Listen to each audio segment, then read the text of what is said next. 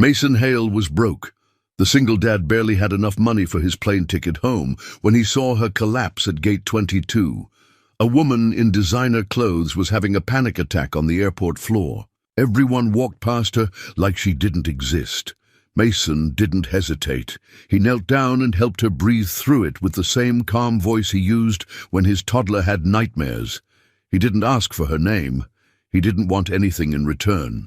What he didn't know was that he'd just saved Sierra Renfield, one of the richest women in America, a billionaire who'd been drowning in her perfect life until a stranger with kind eyes pulled her back to shore. Sierra never forgot his face, and when she tracked him down weeks later, what she discovered about his struggles would change both their lives forever.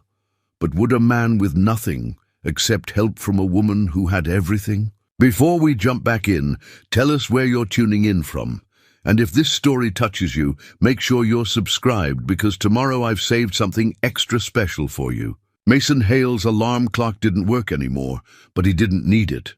Emma's cries at 5:30 every morning served the same purpose, cutting through the thin walls of their one-bedroom apartment like a knife through silence. He rolled out of the pull-out couch that doubled as his bed, his back protesting the cheap springs, and padded barefoot across the cold linoleum to her crib. "Morning, sunshine," he whispered, lifting his 18-month-old daughter into his arms. Her fever had broken sometime during the night, a small mercy in a life that seemed to ration them carefully. The stack of medical bills on his kitchen counter had grown thicker over the past month, each envelope a reminder of Emma's chronic respiratory condition and his inability to provide everything she needed. The apartment smelled like instant coffee and resignation. Mason had moved here after Sarah left, when Emma was 6 months old, and the diagnosis was still fresh. Sarah had looked at their daughter's medical chart like it was a death sentence, looked at Mason like he was supposed to fix it, and when he couldn't, she simply stopped looking at either of them altogether. "She needs too much," Sarah had said the morning she packed her bags. "I can't do this, Mason. I can't watch her struggle every day." But Mason could. He would. He had to. The coffee maker gurgled to life as Emma settled into her high chair, gnawing on a piece of toast that cost him 47 cents. He'd calculated the cost of everything lately, every meal, every diaper, every minute of daycare while he worked construction sites around the city. The math never added up in his favor. His phone buzzed against the counter. A text from his foreman. "Sites flooded from last night's rain. No work today." Mason stared at the message, feeling something cold settle in his stomach. No work meant no pay, and no pay meant the electric company would make good on their threat to shut off his power. He looked at Emma, who was humming to herself and dropping toast crumbs to the floor, blissfully unaware that their world was held together with duct tape and stubborn hope. Meanwhile, across the city, Sierra Renfield stood in her corner office, on the 42nd floor, watching the same sunrise paint the windows of buildings that looked like toy blocks from her height. The rain had stopped, leaving the city washed clean and gleaming, but she felt none of that clarity herself. The morning briefing folder sat unopened on her mahogany desk. Stock reports, acquisition proposals, board meeting agendas. All of it felt as distant as the tiny cars moving through the streets below. Her assistant, Patricia, knocked twice and entered without waiting for permission, a habit Sierra had given up correcting years ago. "Your mother called," Patricia said, setting down a cup of coffee that cost more than Mason's weekly grocery budget. "She wants to know if you'll attend the charity gala next month." Sierra didn't look away from the window. "Which charity?" "Children's. Hospital, I think. Does it matter? It should matter." Sierra owned 3 homes, 2 jets, and a media empire that reached millions of people daily. She could write a check that would fund an entire wing of any hospital, and often did. But standing in her pristine office, surrounded by awards and accolades, she felt as empty as the apartment she went home to each night. "Tell her yes," Sierra said finally. "And Patricia, clear my schedule for lunch. You have the Hartman acquisition meeting at 1. Move it." Patricia hesitated in the doorway. In 5 years of working together, Sierra had never moved a meeting. For lunch, had rarely taken lunch at all. "Are you feeling well?" Sierra turned from the window, and for a moment Patricia saw something vulnerable in her boss's expression, something almost frightened. But then it was gone, replaced by the composed mask Sierra wore like armor. "I'm fine, just need some air." But Sierra wasn't fine. She hadn't been fine for months, maybe years. The panic attacks had started small. Moments of breathlessness during board meetings, tightness in her chest when she walked into crowded rooms. Her doctor had prescribed medication, recommended therapy, suggested she take time off. None of them understood that taking time off meant being alone with thoughts she'd spent a lifetime learning to outrun. The empire she'd built was supposed to be her legacy, her contribution to the world. Instead, it felt like a beautiful prison, and she was both the warden and the only prisoner. Back in his apartment, Mason was explaining to Emma why they couldn't go to the zoo today, trying to make his disappointment sound like adventure. "We're going to have a home day," he said, bouncing her on his knee. "We'll read books and maybe take a walk to the park." Emma clapped her hands, delighted with any plan that involved her father's undivided attention. She didn't know that the zoo cost $15 they didn't have, or that the park was free and therefore their most frequent destination. To her, every day with Daddy was Christmas morning. Mason's phone rang, an unknown number with a local area code, probably another creditor, another polite voice explaining how far behind he was on something essential. He almost didn't answer. "Mr. Hale, this is Jennifer from Bright Futures Daycare. I wanted to touch base about Emma's account." His heart sank. "How much do I owe?" "Actually, that's why I'm calling. Your account shows a zero balance as of this morning. Someone made a payment to cover the next 3 months. Mason nearly dropped the phone. "I'm sorry, what?" A payment was made anonymously. Cash. The person specifically requested that we not identify them, but they wanted Emma's care to continue uninterrupted. "There has to be some mistake." "No mistake, Mr. Hale. Emma's spot is secure through the end of the year." After Jennifer hung up, Mason sat in his kitchen chair, staring at his daughter, who was now contentedly playing with her blocks on the floor. 3 months of daycare, nearly $2,000.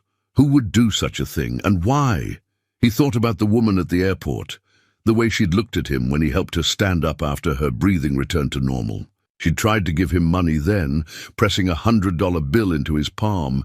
He'd refused, of course. He wasn't a charity case. But this felt different. This felt like someone who understood that sometimes pride had to take a back seat to love. Emma looked up at him and smiled, her whole face lighting up with the kind of joy that only children could manufacture from thin air.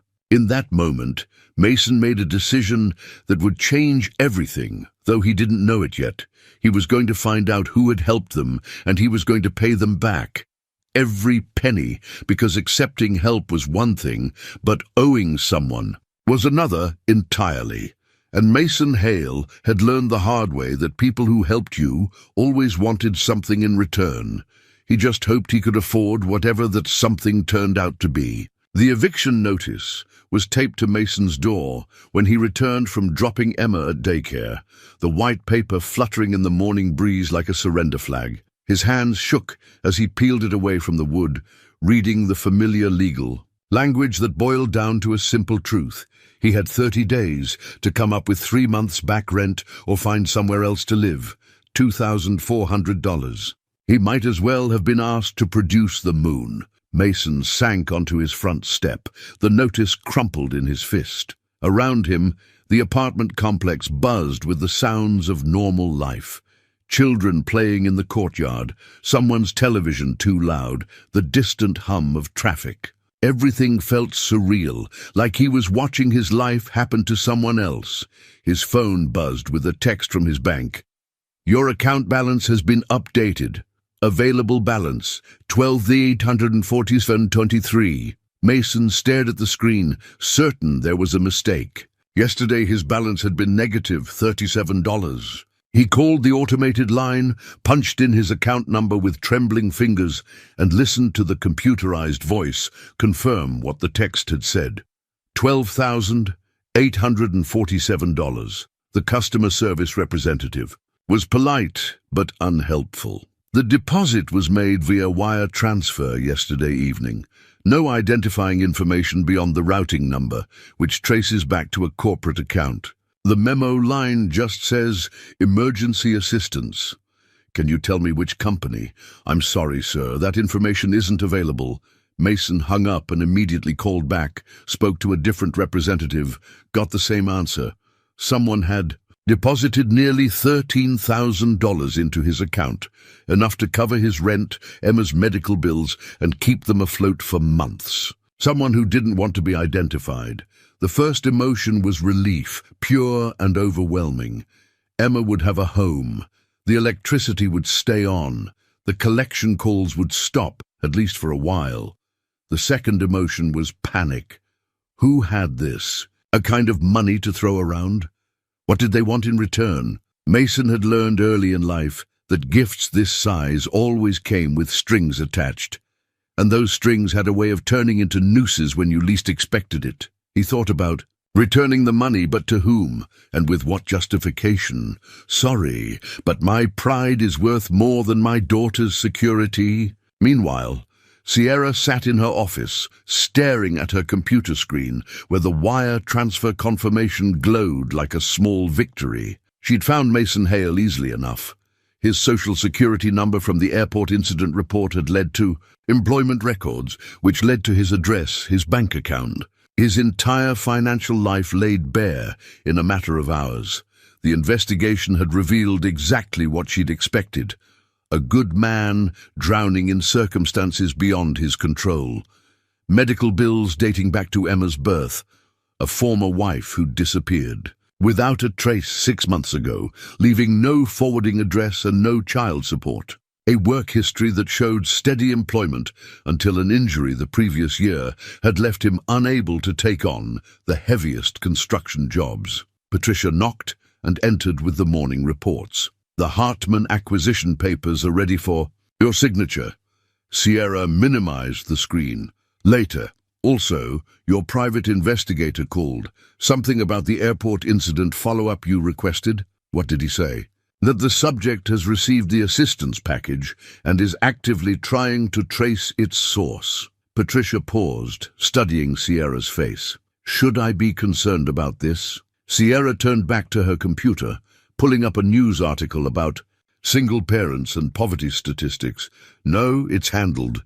But it wasn't handled. If anything, Sierra felt more unsettled now than before she'd sent the money. She'd expected to feel satisfaction, the warm glow of having done a good deed. Instead, she felt like a voyeur, someone peering into a life she had no right to examine. The truth was, she couldn't stop thinking about Mason Hale, not because of his circumstances, but because of the way he'd looked at her in that airport, like she was just a person, not a brand or a business opportunity or a networking contact. He'd helped her without knowing who she was, without calculating what he might gain. When was the last time someone had looked at her that way? Her phone rang. Her mother, as predictable as clockwork. "Darling, I've been thinking about the gala. You really should bring someone this time. The Williamson boy is single again, and his father—" "Mother, I'm working." "You're always working, that's the problem. A woman your age should be thinking about family, about legacy. What's the point of building an empire if there's no one to inherit it?" Sierra closed her eyes, feeling the familiar tightness in her chest that accompanied these conversations. "I need to go. Promise me you'll think about it, about bringing someone, about finding someone worth bringing." After her mother hung up, Sierra sat in the silence of her office, 42 floors above the city, where Mason Hale was probably struggling with the same questions that plagued her. What did people want from her? And could she afford to give it to them? The difference was, Mason's concerns were about survival. Hers were about something much harder to quantify. Back in his apartment, Mason had spread every financial document he owned across his kitchen table, trying to make sense of his sudden windfall. The eviction notice lay smoothed flat beside his. Bank statements, a stark reminder of how close he'd come to losing everything. Emma was napping in her crib, giving him the quiet he needed to think. But thinking only led to more questions, and questions only led to the gnawing certainty that this money came with expectations he couldn't meet. He'd grown up in foster care, shuffled between families who saw him as a monthly check rather than a child. He'd learned early that generosity was rarely free, that people who helped you always kept score. Even Sarah, in the beginning, had made their relationship feel like a transaction, her affection in exchange for his complete devotion, her presence contingent on his ability to make her happy. When Emma got sick and Sarah left, Mason had sworn he'd never depend on anyone again. Better to struggle alone than to owe someone something you couldn't repay. But looking at the bank balance on his phone, he felt his resolve wavering. This wasn't just about him anymore. Emma deserved stability, medical care, a future that wasn't constantly threatened by the next unpaid bill. Maybe the person who'd helped them was exactly what they seemed, someone with means who wanted to help a struggling father. Maybe there were still good people in the world who acted without expecting anything in return, or maybe Mason was being naive, and this was just the first move in a game he didn't understand yet. His phone rang. Jennifer from the daycare again. Mr. Hale, I hope you don't mind me calling twice in one day, but we've had another anonymous payment. This time for Emma's medical fund. You know, the emergency account we keep for parents whose children need unexpected care. How much this time? $5,000. Specifically earmarked for Emma Hale. Mason sank into his kitchen chair, feeling like the floor had shifted beneath him. First the daycare, then his bank account, now a medical fund. Someone wasn't just helping. They were orchestrating his entire life from the shadows. Jennifer, if this person contacts you again, will you tell them I'd like to speak with them, that I'm grateful, but I need to understand what's happening? Of course, Mr. Hale. Though honestly, I hope they keep calling. Emma's lucky to have someone looking out for her. After hanging up, Mason looked around his shabby apartment, at the peeling paint and second-hand furniture, at the stack of medical bills that no longer seemed quite so threatening. Someone was looking out for Emma. Someone with enough money to change their lives without thinking twice about it. The question was whether he had the courage to let them, because accepting this help meant admitting he couldn't do it alone. It meant acknowledging that sometimes, despite everything he'd learned about people and their hidden motives, sometimes you had to trust that not everyone wanted to hurt you. Sometimes you had to let people save you, even when you didn't understand why they would want to. The business card arrived in Mason's mailbox on a Tuesday, nestled between a grocery store circular and a reminder notice from Emma's pediatrician. Helping Hands Foundation was embossed in simple black letters across cream-colored cardstock, with an address downtown and a phone number he didn't recognize.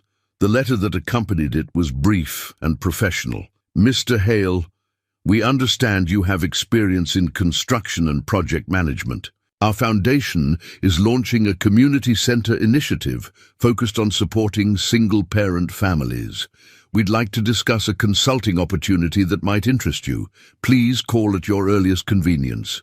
It was signed by someone named Margaret Stevens, Director of Operations.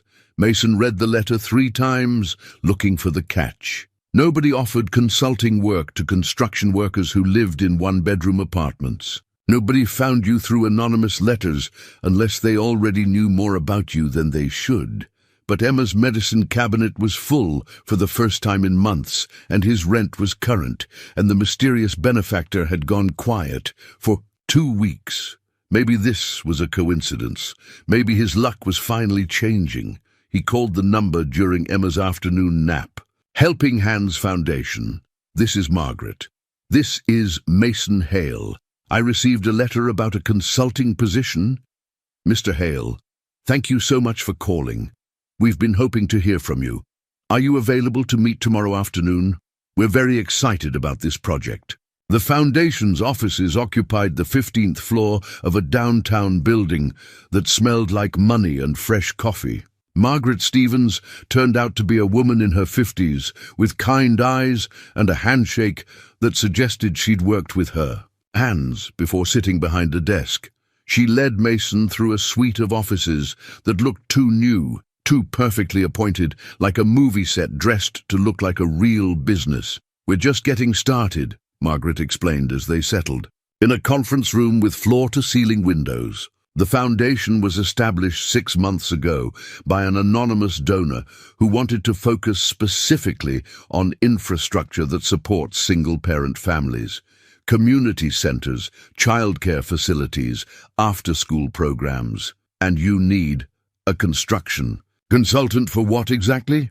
Margaret spread architectural plans across the conference table. "We've purchased a property in the Riverside district, a former community center that's been vacant for 3 years.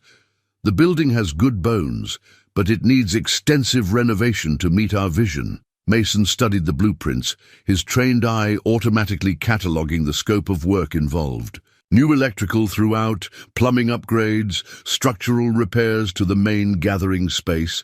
It was ambitious but doable, the kind of project that would take 8 months and a crew of skilled tradesmen. "This is a big undertaking," he said finally.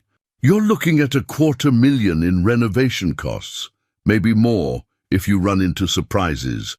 Cost isn't our primary concern. Quality is. We want this done right, by people who understand what these families need." Margaret leaned forward, her expression earnest. "Mr. Hale, we specifically sought you out because of your background. You understand the challenges single parents face because you live them every day."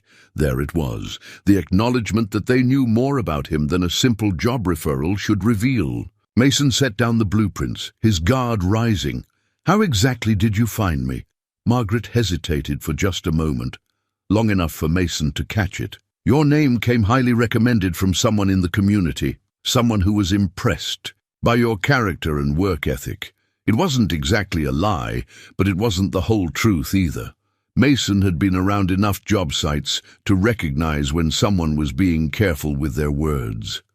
"I'd like to know who recommended me, I'm afraid. They asked to remain anonymous, but I can tell you that their assessment of your qualifications was glowing." Mason wanted to push harder, but the plans in front of him represented something he'd dreamed about since Emma was born, meaningful work that could help families like his own. The paycheck Margaret had mentioned was fair, more than fair actually, and the timeline would give him steady income through the end of the year.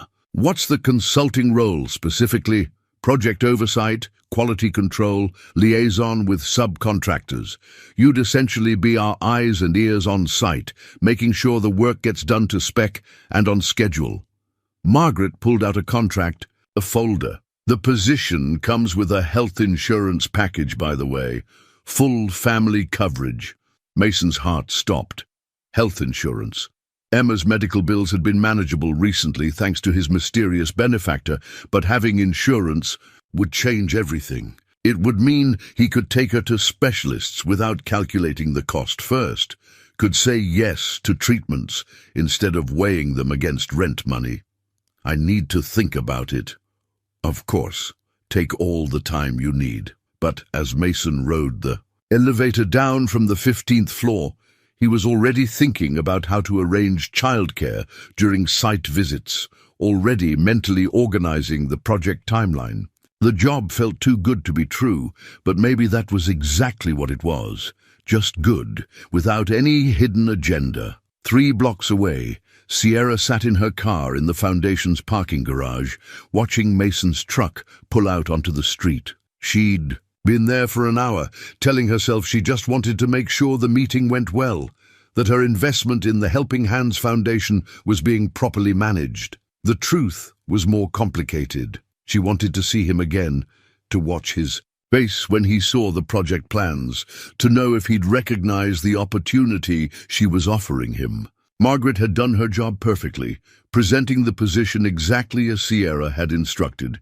Generous but not suspicious, meaningful but not obviously personal. Sierra's phone buzzed with a text from Margaret. He seemed interested but cautious. "Wants time to think it over."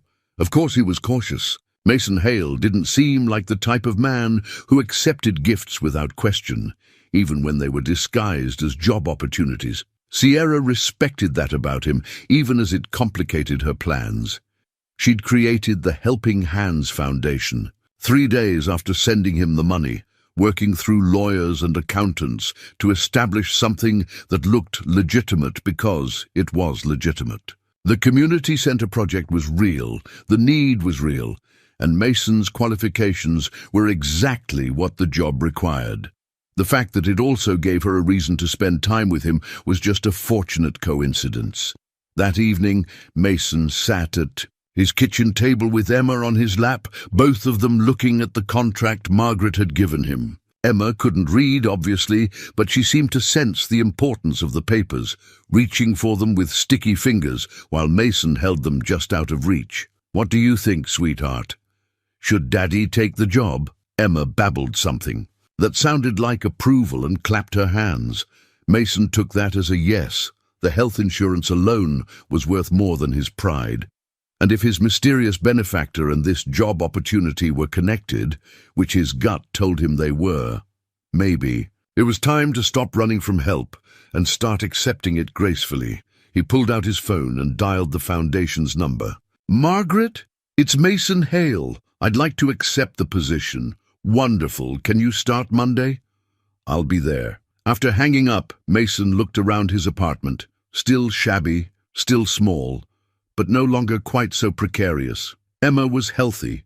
His bills were current, and he had meaningful work ahead of him. Maybe his luck really was changing. He just hoped he could handle whatever came next. Mason's first week at the community center site had been productive but solitary, inspecting electrical systems, meeting with subcontractors, taking detailed notes for Margaret's weekly reports.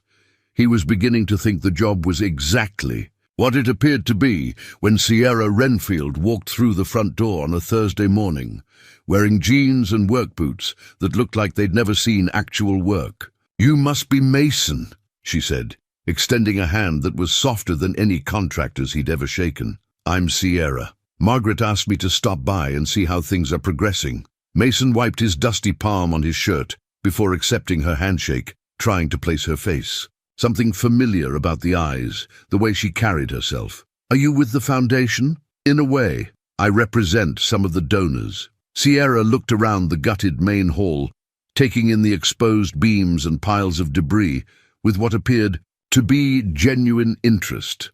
"This is going to be beautiful when it's finished." "It has good bones," Mason agreed, falling into step beside her as she moved toward the planned childcare area. "The previous owners did quality work. Most of what we're doing is updating systems and opening up the space." Sierra paused in the doorway of what would become the toddler room, and Mason caught something in her expression. A softness that seemed out of place on someone who spoke like boardrooms and quarterly reports. "This room will serve children Emma's." "Age?" Mason's hands stilled on his clipboard. He hadn't mentioned Emma to anyone at the foundation except Margaret, and only in passing. "How do you know about my daughter?" "Margaret mentioned you're a single father. It's part of why you were selected for this position." Sierra's voice was careful, professional. "The foundation believes that people who understand the challenges firsthand make the best advocates." It was a reasonable explanation, but Mason's instincts were humming with warning signals. "What kind of donors are we talking about? Corporate sponsors, private individuals? Does it matter?" It might. Donors usually want recognition, naming rights, photo opportunities. I should know what to expect. Sierra walked to the window overlooking what would be the playground, her back to Mason. These particular donors value privacy. They're not interested in recognition. "Anonymous donors," Mason said slowly, "like the person who's been helping my family." Sierra turned around, and for a moment Mason saw something flicker across her face. Surprise, maybe, or calculation. I wouldn't know anything about that, but she did know. Mason was certain of it. The way she'd paused when he mentioned Emma, the careful phrasing of her answers, The expensive clothes that didn't match her claimed role as a donor representative. Everything about this woman screamed money, real money, the kind that could pay off someone's debts without thinking twice. Sierra is fine. Sierra, can I ask you something directly? Of course. Are you the person who's been helping my family? Sierra held his gaze for a long moment, and Mason thought she might actually tell him the truth. Then her phone rang, and the moment passed. I'm sorry. I need to take this, she said, stepping into the next room. Mason couldn't hear the conversation, but he caught fragments through the open doorway, something about quarterly projections and board meetings. When Sierra returned, her professional mask was firmly back in place. I should let you get back to work, she said. But before I go, would it be possible for me to meet Emma sometime? The foundation likes to document how our projects impact the families they're designed to serve. Mason hesitated. His daughter was the most precious thing in his world, and his protective instincts were in overdrive around this woman who seemed to know too much about their lives. But Emma was also his weakness. One smile from her, and even the most guarded people found themselves volunteering for story time. She comes with me to the site sometimes when daycare is closed. Maybe next week. I'd like that. Sierra's smile seemed genuine this time, warmer than her professional demeanor. I'll check with Margaret about scheduling. After Sierra left, Mason stood in the empty building trying to piece together what he'd learned. She represented donors but wouldn't name them. She knew about Emma, but claimed Margaret had mentioned her. She dressed like money, but played coy about her actual role with the foundation. Most telling of all, she'd neither confirmed nor denied being his anonymous benefactor when he'd asked directly. The following Tuesday, Emma charmed her way through Mason's inspection of the kitchen renovation, babbling at the workers and clapping whenever someone used a power tool. She was having such a good time that Mason almost forgot Sierra was supposed to visit until he heard Emma squeal with delight behind him. He turned to find his daughter being gently lifted into the air by Sierra, who was making silly faces that sent Emma into peals of laughter. The transformation was startling.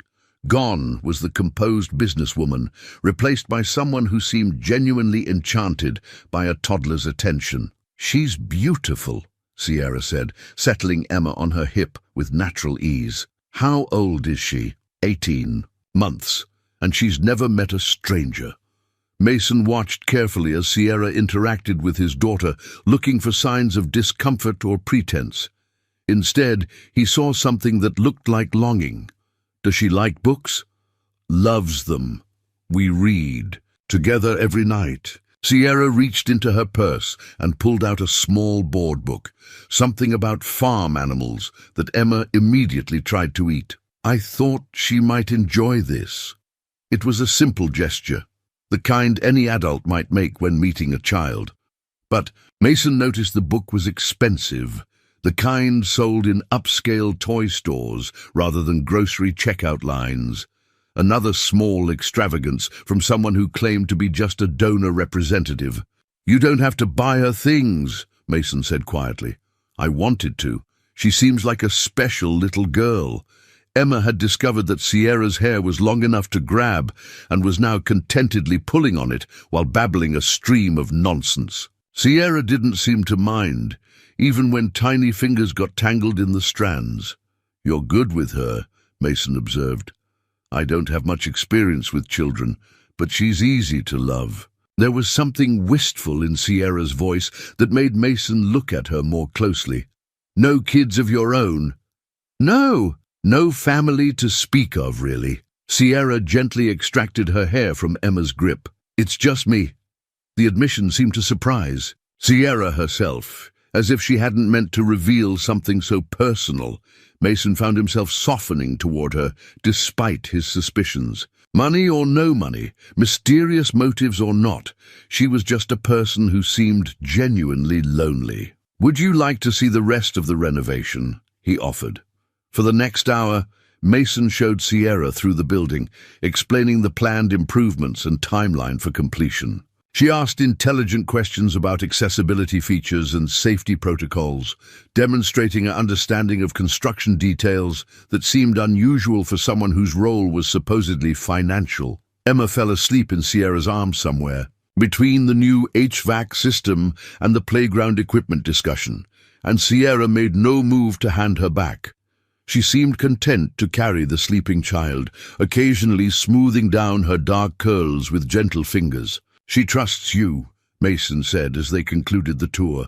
"Children are good judges of character. So are their fathers." Sierra met his eyes, and Mason saw a flicker of something vulnerable there. "What does that mean?" "It means I'm starting to trust you too, even though I probably shouldn't." "Why shouldn't you?" Mason gestured around the renovated space, then at his designer-clothed daughter's new friend. "Because none of this makes sense.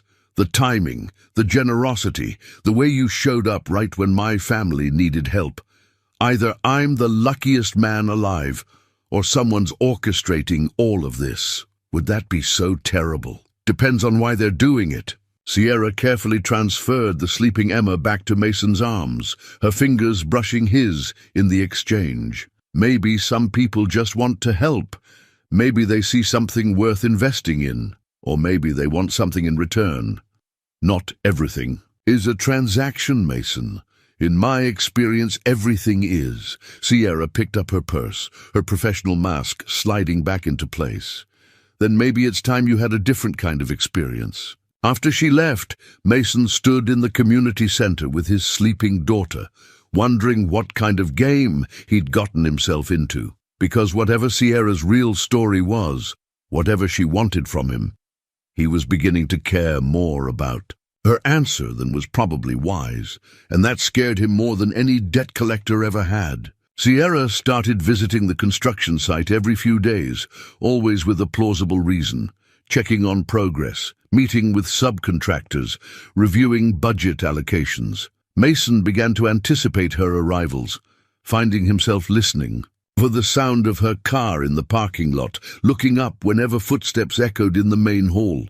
Today, she'd brought coffee and pastries from an expensive downtown bakery, claiming the foundation wanted to show appreciation for the workers. But Mason noticed she stayed long after the crew had finished their break, helping him organize project files in what would eventually become the administrative office. "You don't have to do this," Mason said, watching her sort invoices with the methodical precision of someone accustomed to paperwork. "I'm sure you have other places to be." Sierra looked up from the stack of electrical permits. "Actually, I don't. This is the most productive I've felt in months." "What do you normally do?" "For work, I mean. I run a company, media consulting, acquisitions, that sort of thing." Sierra's voice was carefully neutral. "It's not very hands-on." Mason filed that information away with everything else he'd learned about her. She drove a car that cost more than most people's houses, but knew the difference between load-bearing and decorative beams. She claimed to represent donors, but spoke about money like someone who'd never had to budget for groceries. She was comfortable in boardrooms, but seemed more relaxed sitting on construction site sawhorses, sorting paperwork in jeans and work boots. "Is that fulfilling? The media consulting?" Sierra paused in her sorting, considering the question. "It pays well. It's what I'm good at, but fulfilling?" She gestured around the half-renovated space. "This feels more meaningful than anything I've done in years." "Why?" "Because it's going to help real people. Families like yours." Sierra's voice grew softer. "I didn't grow up with much stability. My parents were complicated. Money can't buy you the kind of childhood you're giving Emma, but it can create spaces where that happens for other families." It was the most personal thing she'd shared, and Mason found himself wanting to know more. What kind of complicated? The kind where love was conditional on performance, where affection was earned through achievements and withdrawn as punishment. Sierra set down the invoices, her composure cracking slightly. "I learned early that relationships were transactions. You give something, you get something. Balance the books." Mason thought about his own childhood in foster care, the string of families who'd seen him as a monthly stipend rather than a child. "That's a lonely way to grow up." Very lonely, but safe in its way. If you know the rules, you can play the game. What happens when someone changes the rules? Sierra looked at him directly, and Mason saw something raw in her expression. You panic. You try to figure out what they want so you can give it to them before they leave. The admission hung between them like a bridge. Mason wasn't sure he was ready to cross. This wasn't the polished businesswoman who'd first walked into his construction site. This was someone admitting to the same fears that kept him awake at night, the terror of being abandoned, of not being enough, of watching the people you cared about walk away. For what it's worth, Mason said carefully, some people don't keep score. Everyone keeps score, Mason. Some people are just better at hiding it. Before Mason could respond, his phone rang, the pediatrician's office, calling about Emma's upcoming appointment. He stepped away to take the call, but when he returned, Sierra was studying a framed photo he kept on his makeshift desk. Emma on her first birthday, chocolate cake smeared across her face, grinning with pure joy. She looks just like you, Sierra said. Thank God. I was worried she'd inherited her mother's talent for disappearing when things got difficult. Her mother left? Mason hadn't meant to say that, but something about Sierra's earlier honesty made him want to reciprocate. When Emma was 6 months old, Sarah couldn't handle the diagnosis, the medical appointments, the uncertainty. She said she didn't sign up for a sick child. I'm sorry. Don't be. Emma's better off without someone who saw her as defective. Mason picked up the photo, running his thumb over the glass. But it's been hard, trying to be everything she needs. You're doing an incredible job. Am I? Most days I feel like I'm failing her, like she deserves more than a father who counts pennies for medicine and lives paycheck to paycheck. Sierra was quiet for a long moment. When she spoke, her voice was barely above a whisper. She deserves a father who loves her unconditionally. Everything else is just logistics. Mason looked up to find Sierra watching him with an intensity that made his chest tight. There was something in her expression he couldn't quite read, longing maybe or recognition, like she was seeing something she'd always wanted but never thought she could have. Sierra. His phone rang again, this time with a number he didn't recognize. Mason almost ignored it, but something made him answer. Mr. Hale. This is Dr. Martinez's office. We need to reschedule Emma's appointment for tomorrow. The doctor has had an emergency. Mason's heart sank. Emma's appointments were scheduled months in advance, and rescheduling meant waiting another 6 weeks for an opening. When's the next available slot? I have an opening in late November. That's 2 months. Wait, she needs to be seen sooner than that. I understand, Mr. Hale, but what about Dr. Chen's practice or the clinic on 5th Street? I can give you their numbers, but I should warn you that most pediatric specialists in the city have similar wait times. After hanging up, Mason slumped against the wall, feeling the familiar weight of helplessness settle over him. Emma needed regular monitoring for her respiratory condition, needed adjustments to her medication based on her growth and development. 2 months was too long to wait. What's wrong? Sierra asked. Mason explained the situation, watching Sierra's expression grow more troubled with each detail. When he finished, she was quiet for several minutes, clearly thinking. What if I made some calls? She offered finally. The foundation has relationships with several medical facilities. We might be able to expedite an appointment. You'd do that? Of course. Emma's health is the priority. Mason wanted to say yes immediately, but his pride held him back. He'd already accepted too much help from mysterious sources, had already compromised his independence in ways that made him uncomfortable. But looking at the photo of Emma in his hands, he realized his pride was a luxury he couldn't afford. If you could make those calls, I'd be grateful. Sierra pulled out her phone and walked to the other side of the room, speaking in low tones to someone who clearly took her requests seriously. Mason couldn't hear the details, but her tone suggested this wasn't the first time she'd called in favors for medical appointments. Dr. Patel can see Emma tomorrow afternoon, Sierra announced when she returned. He's considered one of the best pediatric pulmonologists in the state. How did you... The foundation has made significant donations to Children's Hospital. They were happy to accommodate a request.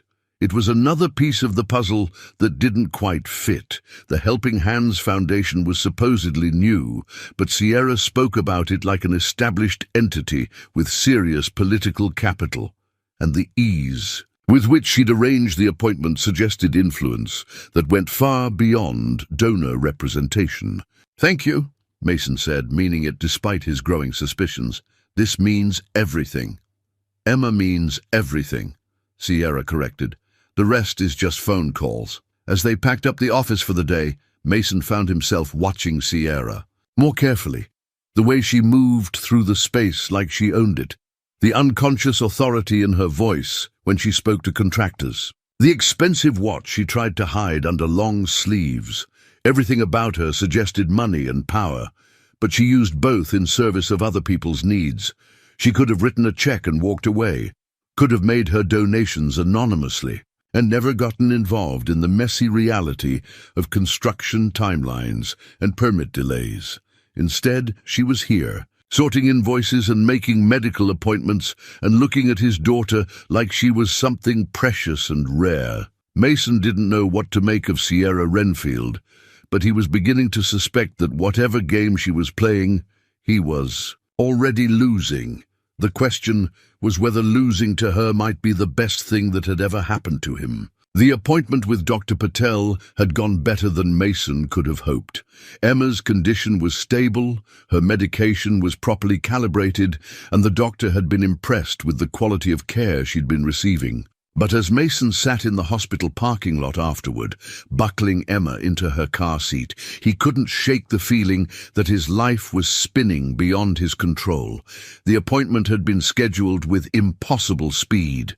The specialist had waived his usual consultation fee. The hospital staff had treated them like VIPs, offering amenities that Mason was certain weren't standard for families with his insurance coverage. Someone with serious influence had made phone calls on his behalf. Someone who could cut through bureaucratic red tape with a few words and open doors that normally stayed locked for people in his situation. Someone like Sierra Renfield. That evening, Mason sat at his kitchen table with Emma on his lap, both of them looking through the children's book Sierra had given her. Emma babbled along with the story, turning pages with the intense concentration that made everything an adventure in her 18-month-old world. His phone rang, and Sierra's name appeared on the screen. They'd been texting regularly about the construction project, but this was the first time she'd called him directly. "How did the appointment go?" she asked without preamble. "Good. Great, actually." Dr. Patel was thorough, and Emma charmed her way through the entire examination. Mason paused, choosing his words carefully. He mentioned that someone from the foundation had called ahead to brief him on Emma's case history. "Margaret handles most of our medical outreach.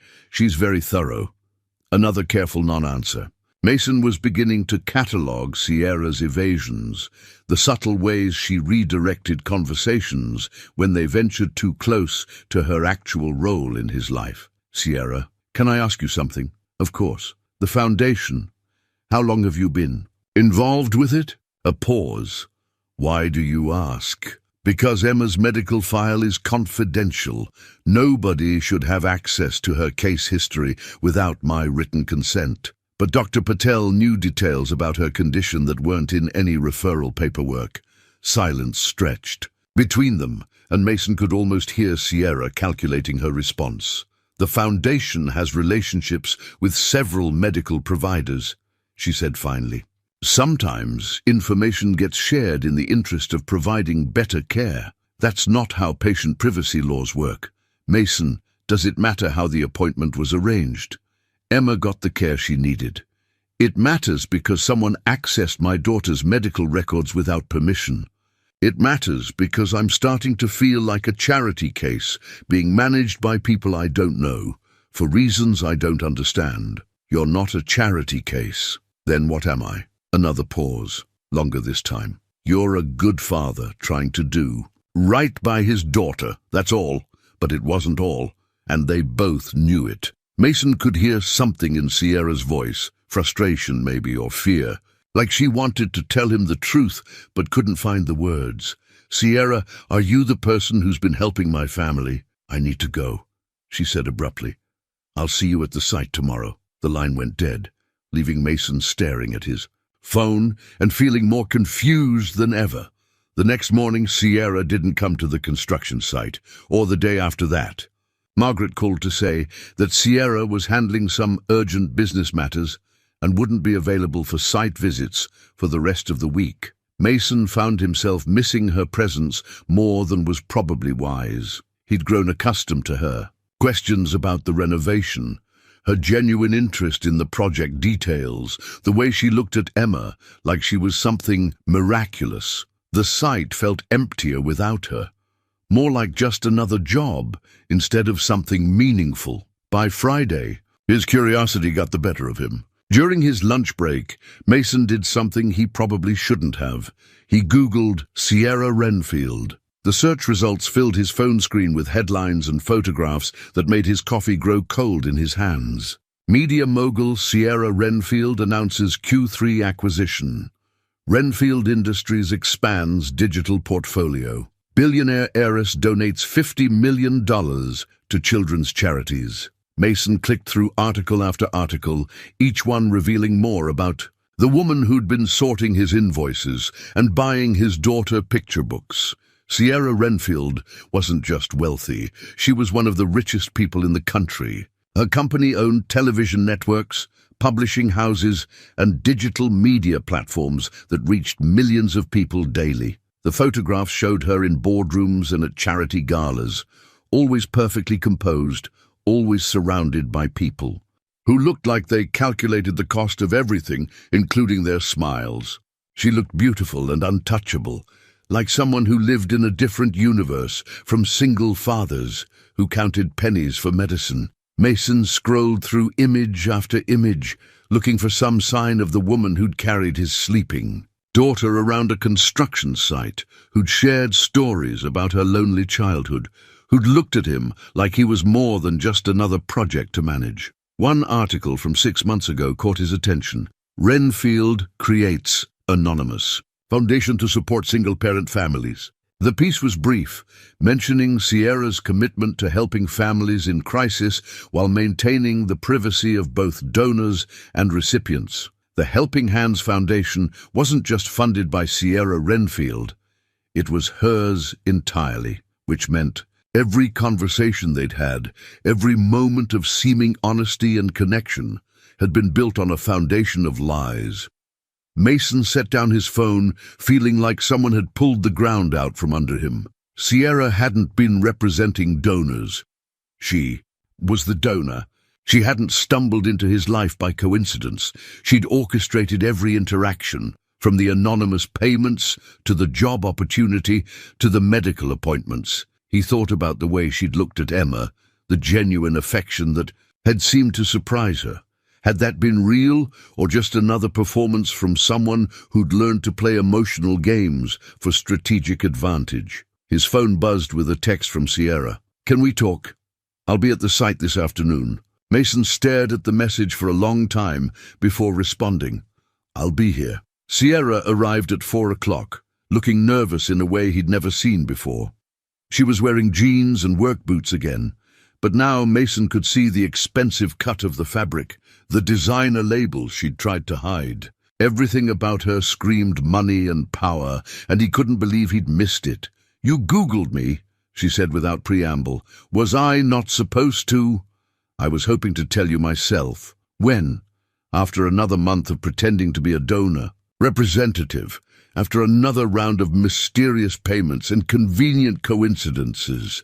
Sierra flinched like he'd slapped her. "It's not what you think. What I think is that you've been playing games with my family's life. What I think is that everything between us has been a lie." "Not everything." Sierra's voice was barely above a whisper. "The way I feel about you, about Emma, that's real. How would I know? You've lied about everything else." Mason turned away. "If from her, focusing on the renovation plans spread across his makeshift desk. He couldn't look at her face, couldn't risk letting her see how much her deception had hurt him. "Mason, please, let me explain." "Explain what?" "How a billionaire decided to make a pet project out of a struggling single father. How you've been manipulating every aspect of my life for your own entertainment. It wasn't like that."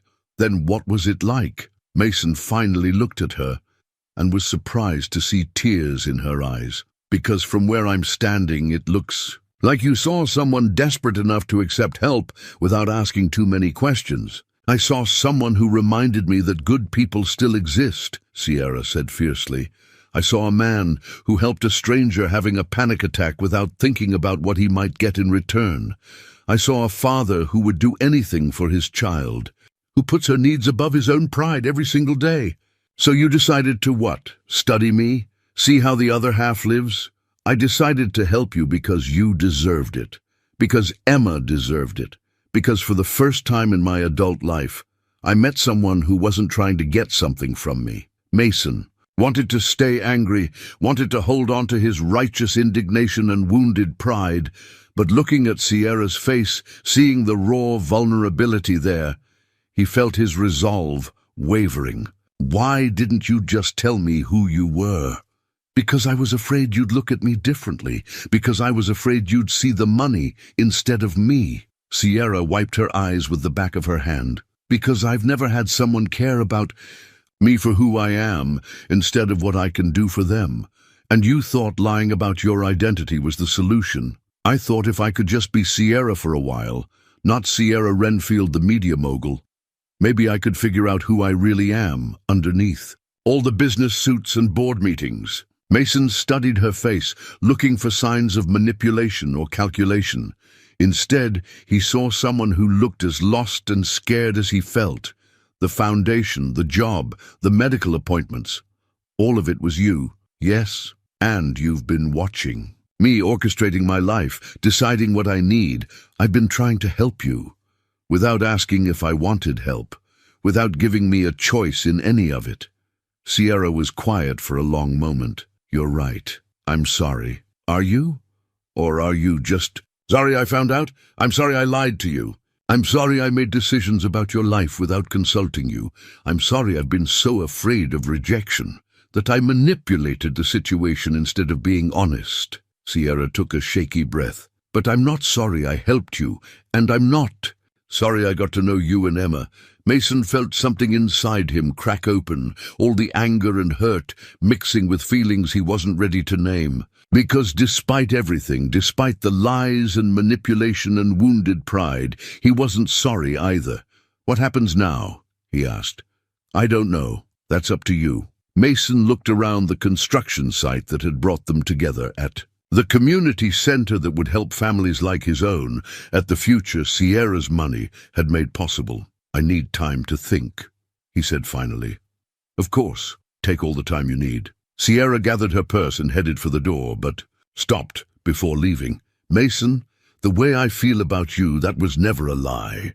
And if I've ruined any chance we might have had, I'll regret it for the rest of my life." After she left, Mason stood alone in the half-renovated space, surrounded by the evidence of Sierra's generosity and deception. He was angry and grateful, and confused, and maybe a little bit in love with someone who'd just blown up every assumption he'd made about his life. The question was whether he was brave enough to find out what came next.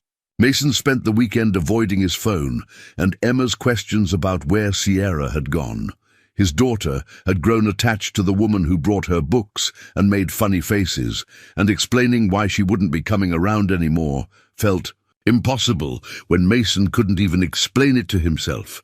Monday morning brought an unexpected visitor. Mason was reviewing electrical specs when a man in an expensive suit walked into the construction site, looking like he'd never set foot on anything less polished than marble floors.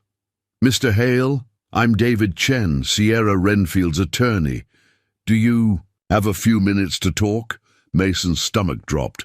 "If this is about a lawsuit, nothing like that. Ms. Renfield asked me to deliver something to you." David pulled a thick envelope from his briefcase. She wanted you to have all the information before making any decisions about your future with the foundation. Inside the envelope was a folder marked confidential and a handwritten letter from Sierra. Mason opened the letter first, recognizing her neat handwriting from project notes she'd left around the site. Mason, I know you asked for time to think, but I realized I haven't given you all the information you need to make an informed decision. The attached documents contain everything about the foundation, about my involvement in your life, and about some things I should have told you from the beginning. I hope when you've read everything, you'll understand why I made the choices I did. Whatever you decide, Emma will always be taken care of. That was never conditional on anything between us. Sierra. The folder contained bank statements, legal documents, and what appeared to be a private investigator's report with Mason's name on it. His hands shook as he opened to the first page, seeing his own life laid out in clinical detail. Employment, history, medical bills, Emma's condition, Sarah's abandonment. Everything Sierra had known about him before their first accidental meeting. But it was the final document that made Mason's world tilt on its axis. It was a medical report dated 3 weeks before the airport incident, bearing the letterhead of one of the city's most prestigious hospitals. The patient name at the top read Sierra Elena Renfield. The diagnosis section contained words that made Mason's chest tight. Severe anxiety disorder, panic disorder with agoraphobia, recommended immediate psychiatric intervention. Mason read the report twice, his understanding of everything shifting with each paragraph. Sierra hadn't been having a random panic attack at the airport. She'd been in the middle of a mental health crisis that had been building for months. The report detailed her increasing isolation, her inability to attend public events, her fear of crowds and enclosed spaces. She almost didn't make that flight, David said quietly. She'd been trying to travel for business for weeks, but kept having attacks every time she got to the airport. The day you met her was her 4th attempt to board a plane in 2 months. Why are you telling me this? Because she's afraid you'll think her interest in you was calculated from the beginning. She wants you to know that when you helped her that day, she wasn't thinking strategically about anything. She was just grateful that someone saw her as a person instead of a problem to be managed. Mason stared at the medical report, remembering Sierra crumpled on the airport floor, the terror in her eyes, the way she'd clung to his hand like it was the only solid thing in her world. He'd thought she was just having a bad day. He hadn't.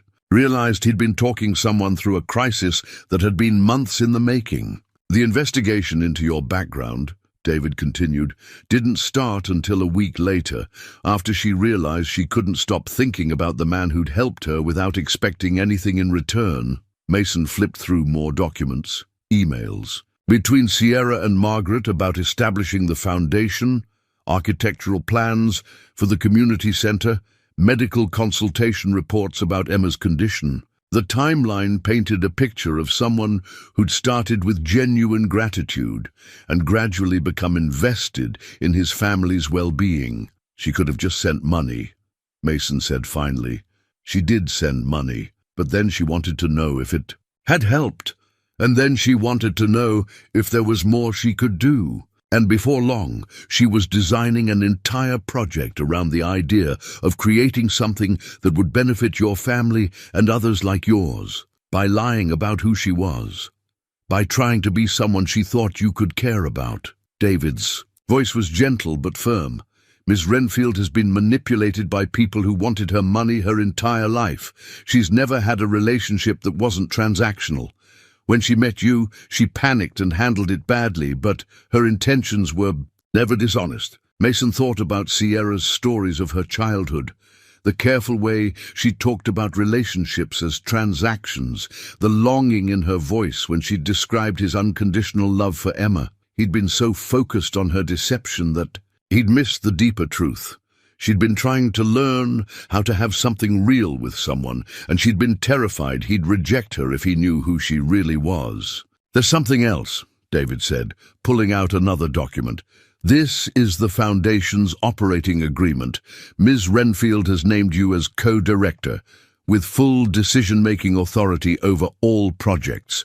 Your salary would be commensurate with executive positions at similar organizations. Mason looked at the salary figure and nearly dropped the papers. It was more money than he'd made in the past 3 years combined. She's offering me a job. She's offering you a partnership. The Foundation was always intended to be about helping single-parent families, but she realizes now that it needs someone who actually understands those challenges, someone who can ensure the resources go where they're needed most. And if I say no, then you say no. The Foundation continues without you. Your consulting contract is honored through completion of this project, and Emma's medical trust fund remains in place regardless. Medical trust fund. David smiled slightly. Ms. Renfield established an educational and medical trust for Emma the day after she learned about her condition. It will cover all medical expenses through college and includes provisions for any future children you might have. Mason felt like he was drowning in Sierra's generosity and his own confused emotions. Why would she do all this? Because she loves you, David said simply. Both of you. And because she's learned that love isn't a transaction. It's a gift you give without expecting anything back. After David left, Mason sat alone in the construction site, surrounded by the evidence of Sierra's lies and her love, trying to make sense of feelings that seemed too big for his chest. She'd manipulated him, yes, but she'd also saved him. She'd lied about her identity, but she'd been honest about everything else that mattered. His phone rang. Margaret from the Foundation. Mason, I wanted to let you know that Sierra has stepped back from all Foundation activities. She felt it was important that you have space to make decisions without feeling pressured. What does that mean? It means the Foundation continues its work, but she won't be involved in day-to-day operations. She wanted you to know that your job security isn't dependent on your personal relationship with her. Margaret, can I ask you something? How long have you known who she really is? A pause. Since the beginning. I've worked for Sierra for 8 years, across several of her companies. When she told me she wanted to create something that would help single parents, I thought it was just another tax write-off project. But watching her with you and Emma, I've never seen her care about anything the way she cares about your family. After hanging up, Mason walked through the community center, seeing it with new eyes. Every renovation decision had been made with families like his in mind. The childcare area was designed for children with special needs. The medical consultation room was equipped for telehealth appointments. The food pantry was stocked with items specifically chosen for families dealing with chronic conditions. Sierra hadn't just thrown money at a problem, she'd educated herself about the real challenges single parents faced and designed solutions accordingly. She'd taken her privilege and used it to create something genuinely helpful, something that would outlast whatever happened between them personally. His phone buzzed with a text from an unknown number. Mr. Hale, this is Patricia, Ms. Renfield's assistant. She asked me to tell you that she's checking into a private facility for treatment of her anxiety disorder. She wanted you to know so you wouldn't worry if you don't hear from her for a while. She also wanted me to tell you that loving you and Emma has been the realest thing in her life, and she hopes someday you'll be able to forgive her for handling it so badly. Mason stared at the message, feeling his anger crumble completely. Sierra wasn't hiding from the consequences of her actions. She was getting help for the problems that had caused them. She was taking responsibility not just for lying to him, but for the deeper issues that had made her afraid to be honest in the first place. Emma's daycare was closing in an hour. Mason needed to pick up his daughter, needed to figure out how to explain Sierra's absence without breaking a toddler's heart. But first, he needed to make a decision about what kind of man he wanted to be. The kind who held on to pride and resentment, who let fear keep him from taking chances on people who might hurt him, or the kind who understood that love was messy, and complicated that good people sometimes made bad choices, and that forgiveness was often the bravest thing you could do. Mason pulled out his phone and typed a message to Patricia. "Please tell Sierra that I'd like to talk when she's ready, and tell her that Emma misses her." After sending the text, he looked around the community center one more time. Tomorrow, he would call David Chen and accept the co-director position, not because he was in love with a billionaire, but because the work mattered, because families like his needed advocates who understood their struggles from the inside, and because Sierra. Renfield had been right about one thing. Sometimes people deserved second chances, even when they didn't know how to ask for them. 3 weeks passed without word from Sierra. Mason threw himself into finishing the community center, working longer hours than necessary and accepting the co-director position with a determination that surprised Margaret. The project was scheduled to open in 2 weeks, and despite everything that had happened, Mason was proud of what they'd accomplished. The building had been transformed from a hollow shell into something vibrant and welcoming. The main hall gleamed with new floors and fresh paint. The childcare areas were equipped with everything a working parent could need, and the medical consultation room was ready to serve families who couldn't afford private health care. Emma had adapted to Sierra's absence with the resilience of childhood, though she still looked toward the door, expectantly, whenever they visited the site. Mason had told her that Sierra was sick and needed to get better, which was true enough for an 18-month-old to understand. The truth was, Mason missed Sierra more than he'd expected. Not just the romantic possibility they'd been dancing around, but her genuine enthusiasm for the project, her thoughtful questions about design choices, the way she'd looked at their work like it mattered beyond the financial investment. Patricia called every few days with updates. Sierra was responding well to treatment, working with therapists to address the anxiety and control issues that had shaped her approach to relationships. She was learning to sit with uncertainty, to build trust gradually instead of trying to orchestrate outcomes. "She asks about you," Patricia had said during their last conversation. "About you and Emma, but she's committed to finishing the program before reaching out directly." How much longer? 2 more weeks, possibly 3. The doctors want to make sure she has the tools to handle stress differently before she returns to her regular life. Mason had been counting days since that conversation, telling himself it was just curiosity while knowing it was something much deeper. The community center's grand opening was scheduled for a Saturday morning, complete with local officials, foundation board members, and families from the neighborhood. Mason had spent the week coordinating with vendors, reviewing security protocols, and trying not to think about the fact that Sierra wouldn't be there to see their project come to life. Friday evening, as Mason was doing a final walkthrough of the facility, Margaret approached him with a manila envelope. "This came by courier an hour ago," she said.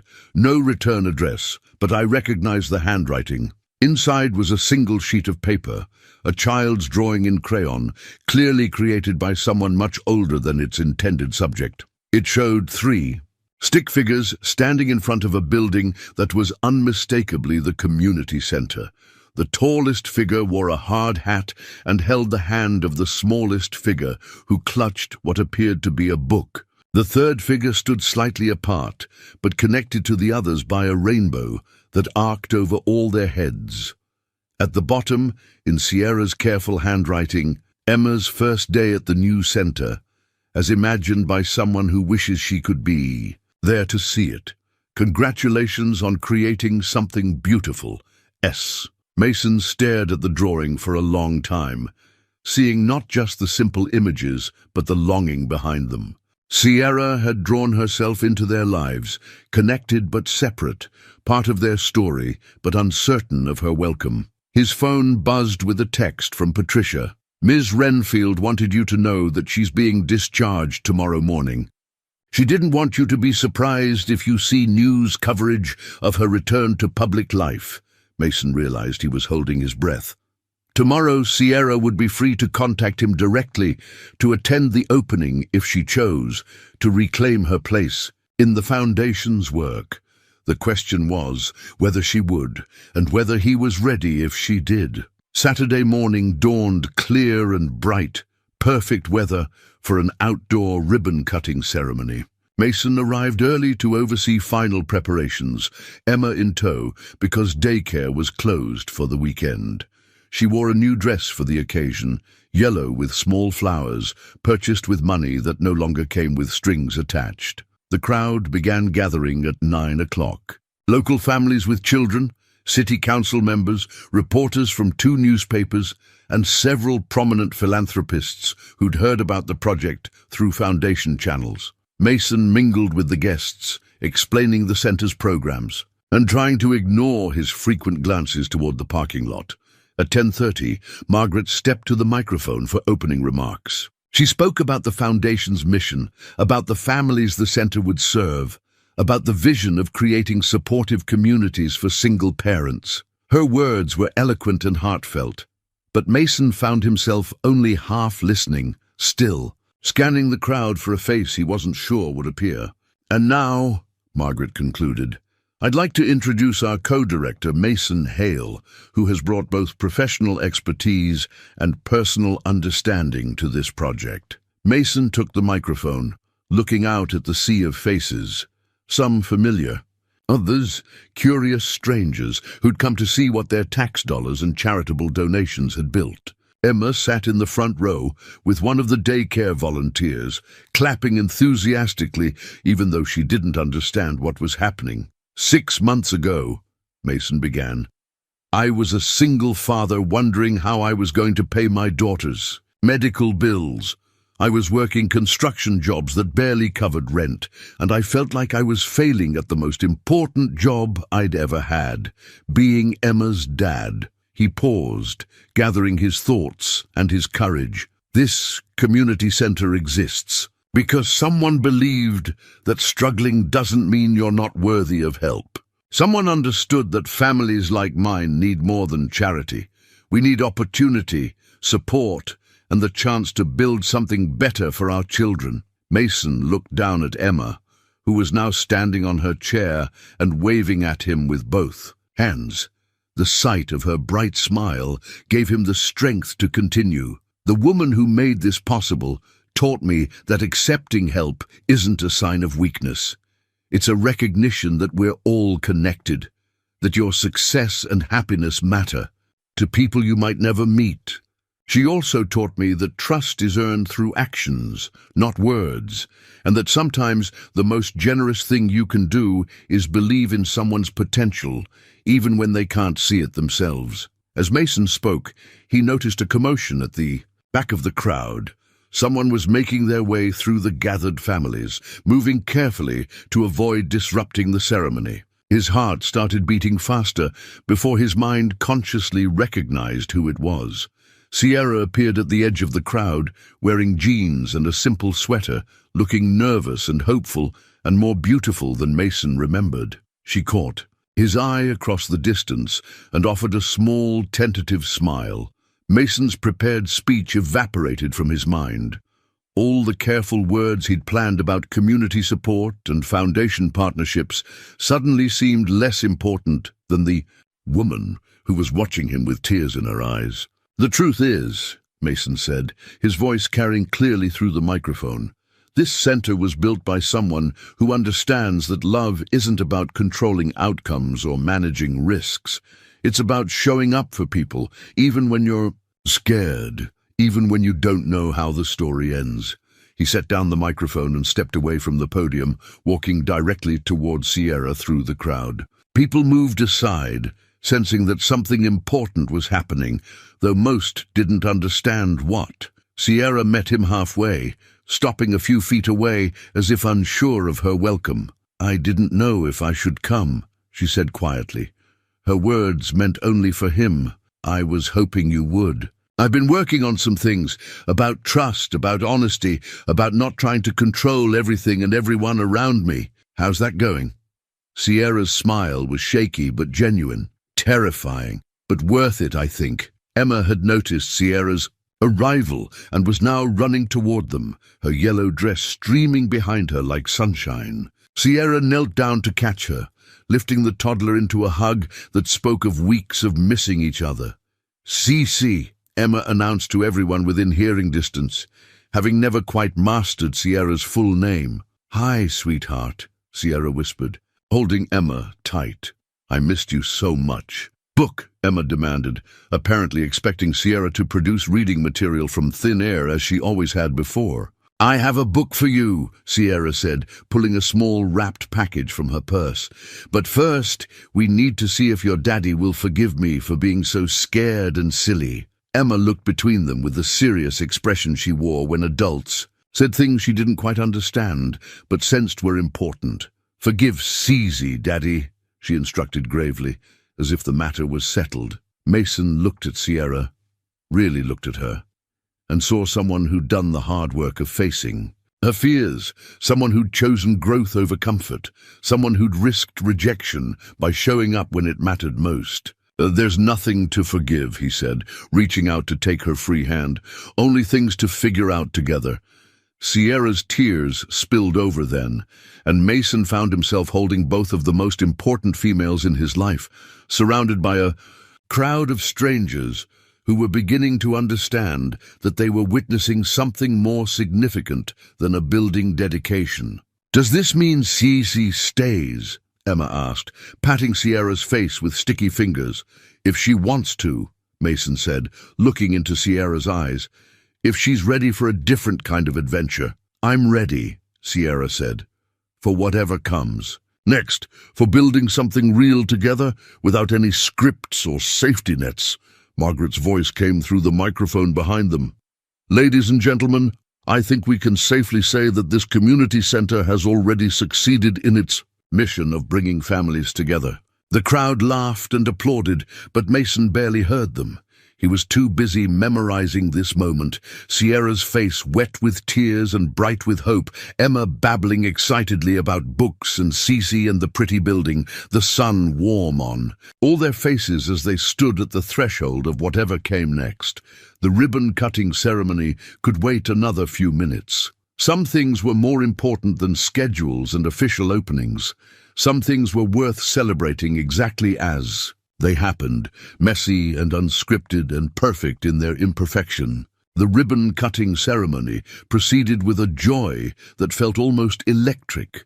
Sierra stood beside Mason as Margaret handed him the oversized scissors, Emma perched on Sierra's hip and chattering excitedly about the bright red ribbon stretched across. "The community center's entrance.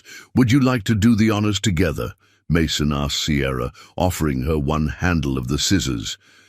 "I think this moment belongs to you," Sierra replied, but her eyes were bright with unshed tears of gratitude. Mason cut the ribbon to enthusiastic applause, officially opening the Helping Hands Community Center.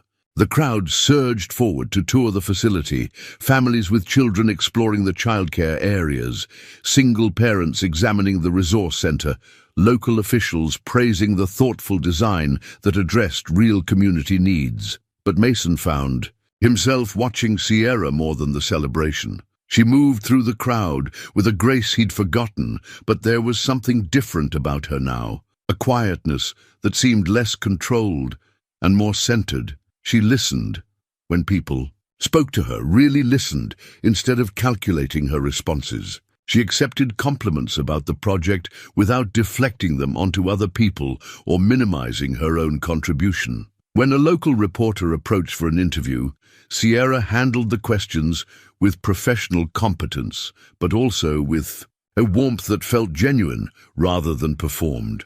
"Ms. Renfield, what inspired you to focus specifically on single-parent families?" "I learned recently that the best community solutions come from people who understand the challenges firsthand," Sierra said, glancing toward Mason. "My role was to provide resources. The real vision came from someone who lives these realities every day. And what's next for the foundation? We're planning 3 more centers in underserved areas, but the timeline will depend on finding the right community partners. This isn't about imposing solutions from the outside. It's about supporting initiatives that families identify as meaningful." Mason felt something shift in his chest, hearing Sierra speak about their work with such clarity and humility. This wasn't the polished businesswoman who'd first walked into his construction site. This was someone who'd learned to use her privilege in service of something larger than herself. Emma had fallen asleep in Sierra's arms during the interview, her small body relaxed in complete trust. Sierra held her carefully, unconsciously swaying slightly in the way that came naturally to people who understood how to comfort children. "She trusts you," Mason observed as the reporter moved away. "Children are honest about their feelings," Sierra replied, smoothing Emma's dark hair. "They don't overthink relationships the way adults do." "Is that what we've been doing? Overthinking?" Sierra met his eyes, and Mason saw vulnerability there that was different from the fear he'd recognized before. This felt more like hope tempered by hard-won wisdom. "I've been learning to think differently about a lot of things," she said carefully. "About control, about trust, about what it means to build something real with another person." Before Mason could respond, Margaret approached with a clipboard and an apologetic expression. "I'm sorry to interrupt, but we have a scheduling conflict with the afternoon program.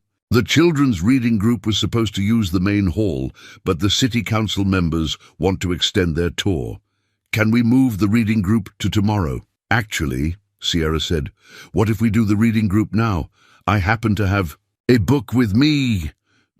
She pulled the wrapped package she'd brought for Emma from her purse, revealing a beautifully illustrated children's book about community gardens. Mason recognized it as another expensive edition, but this time Sierra's gift didn't feel calculated. It felt like someone sharing something she genuinely wanted to celebrate. Within minutes, a group of children had gathered in the new reading corner. Sierra sitting cross-legged on the carpet with Emma on her lap, and a dozen other kids arranged in a circle around her. Mason watched from the doorway as Sierra read with animated voices, and encouraged the children to point out details in the illustrations. "She's different," Margaret said quietly, joining Mason at the edge of the room. "How so?" "More present." Before her treatment, Sierra was always managing 10 things at once in her head. She'd be in a meeting, but thinking about the next meeting, talking to one person while calculating how to handle someone else. Now she seems here. Mason could see what Margaret meant. Sierra was fully engaged with the children, responding to their questions and comments without seeming distracted or impatient. When one little boy spilled juice on his shirt, she helped him clean it up without any visible concern for her own. "Expensive sweater. Daddy, look," Emma announced from Sierra's lap, holding up the book for Mason to see. "Garden." "That's right, sweetheart. A community garden, just like we might have here someday." "Can we plant flowers, Cece?" Emma asked, looking up at Sierra with the complete faith that adults could make anything happen. "If your daddy thinks it's a good idea, maybe we can," Sierra replied, looking at Mason with a question in her eyes. "I think that's a wonderful idea," Mason said, and meant it. After the reading group dispersed, Mason and Sierra found themselves alone in the main hall, while Emma played with blocks in the nearby childcare area. The afternoon sun streamed through the windows, illuminating the space they'd created together, the physical manifestation of what was possible when people combined resources, vision, and genuine care for others. "Can I ask you something?" Mason said. "Anything." "What changed? I mean, I can see that you're different, but what actually changed for you?" Sierra was quiet for a moment, gathering her thoughts. "I learned that trying to control outcomes is usually about fear. Fear that people will leave, fear that I'm not enough on my own, fear that if I'm not useful, I'm not valuable. And now I'm working on believing that I'm worth caring about just as I am. Not because of what I can do for people, but because of who I am when I'm not trying to manage every variable." Mason studied her face, seeing the truth of those words in her expression. "That sounds like hard work, the hardest I've ever done. But also the most important." Sierra looked around the community center, then back at Mason. I realized that everything I built with you, the foundation, this project, our relationship, I built it on a foundation of fear and control. And I wanted to tear it down and build it again, the right way. What's the right way? Honestly, vulnerability, accepting that I can't guarantee outcomes, but I can choose to show up authentically and hope that's enough. Emma's voice carried across the room as she narrated an elaborate story involving her blocks. Something about castles and princesses and dragons who turned out to be friendly. Her imagination transformed the simple toys into an entire world of possibility. She has your gift for seeing potential in things, Sierra observed. Actually, I think she gets that from you, Mason replied. You saw potential in me when I couldn't. See it myself. I saw someone who was already everything he needed to be. I just had the resources to help clear away some of the obstacles. Mason took a step closer to Sierra, close enough to see the flecks of gold in her brown eyes, close enough to smell the familiar scent of her perfume. Sierra, what happens now? With us, I mean. I don't know, she said honestly. I'm hoping we can figure it out together. But I need you to know that I'm different now. Not perfect, not finished with my own work, but different in ways that matter. How do I know that? You don't. That's the thing about trust. It's a choice you make without guarantees. I'm asking you to choose to trust me again, knowing that I might still make mistakes, but also knowing that I'll never lie to you about who I am again. Mason reached out and took her hand, feeling the warmth of her skin and the slight tremor that betrayed her nervousness. I've been thinking about something you said weeks ago, he told her, about how not everything is a transaction. I think I'm ready to find out what that looks like. Sierra's smile was radiant, transforming her face in a way that reminded Mason why he'd been drawn to her from the beginning. Not because of her money or her influence, but because of moments like this, when her guard came down and he could see the woman she was underneath all the armor she'd built.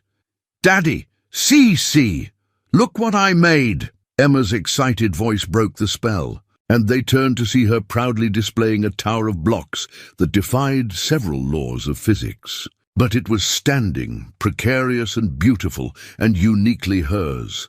That's amazing, sweetheart, Mason said, kneeling down to admire her architecture. It's like our family, Emma announced with the profound wisdom that sometimes emerged from toddlers.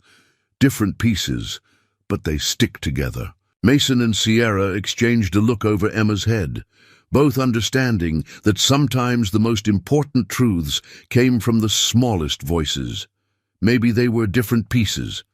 Maybe their foundation had been shaky in the beginning. But they were still standing, still choosing to stick together despite the odds against them, and maybe that was enough to build something beautiful on. The community center had been open for 3 hours when Emma's breathing changed.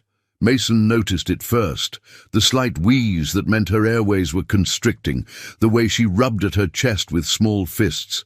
He'd learned to recognize the early signs of her respiratory episodes. The subtle shifts that meant they had minutes, not hours, to respond. Sierra, he said quietly, trying to keep the panic out of his voice. I need to get Emma to the hospital. Sierra looked down at Emma, who was still playing with her blocks, but breathing faster now, each exhale requiring more effort than it should. Without hesitation, Sierra scooped up the little girl, her movements calm and efficient, despite the fear Mason could see in her eyes. My car's closer, Sierra said.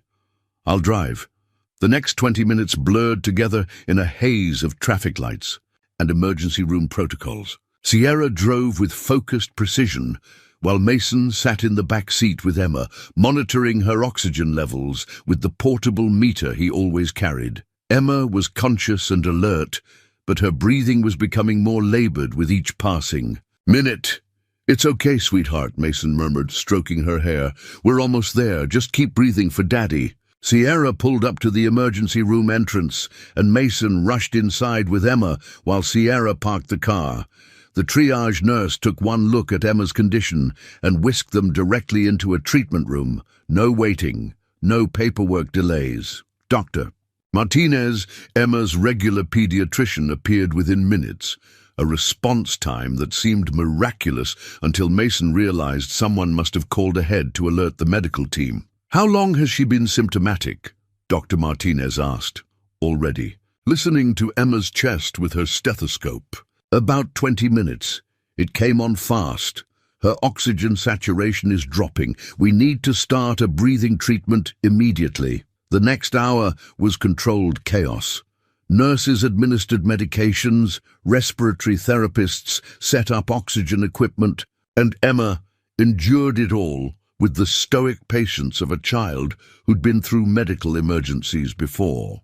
Mason held her hand throughout the treatments, talking to her in the calm voice that had helped Sierra through her panic attack months ago. Sierra appeared in the doorway just as Emma's breathing began to stabilize. She'd clearly been crying, her makeup smeared and her hands shaking slightly, but her voice was steady when she asked, "How is she?" "Better," Dr. Martinez reported. "Her oxygen levels are improving, and the bronchodilators are taking effect.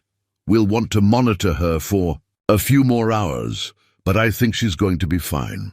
Sierra sank into the chair beside Mason's, relief evident in every line of her body. "I was so scared," she whispered, watching her struggle to breathe. "Welcome to my world," Mason said softly. "This is what loving Emma looks like sometimes. Emergency rooms and oxygen tanks, and being terrified that this time might be different. How do you do it? How do you function with that kind of fear?" Mason looked at his daughter, who was now breathing easier and trying to interest the oxygen mask in a game of peekaboo. "You learn that love is bigger than fear, that watching her laugh and learn and grow is worth every moment of terror." Nurse brought paperwork for Mason to sign, insurance forms and treatment authorizations that had become routine over the past year. But when she returned with the billing information, her expression was puzzled. "Mr. Hale, I'm showing that all charges for today's treatment have been covered by Emma's medical trust fund. There's no copay or deductible." Mason looked at Sierra, who was studying the floor with intense concentration. "The trust fund you established," he said quietly. "I wanted to make sure cost was never a factor in Emma's care," Sierra replied without looking up. "I wanted you to be able to focus on her instead of worrying about money." "Sierra, I know what you're going to say. That it's too much, that you didn't ask for it, that you can take care of your own family. But Mason, this isn't charity. It's love, and love doesn't come with limits or conditions." Emma chose that moment to reach for Sierra, making the little grabbing motions that meant she wanted to be held.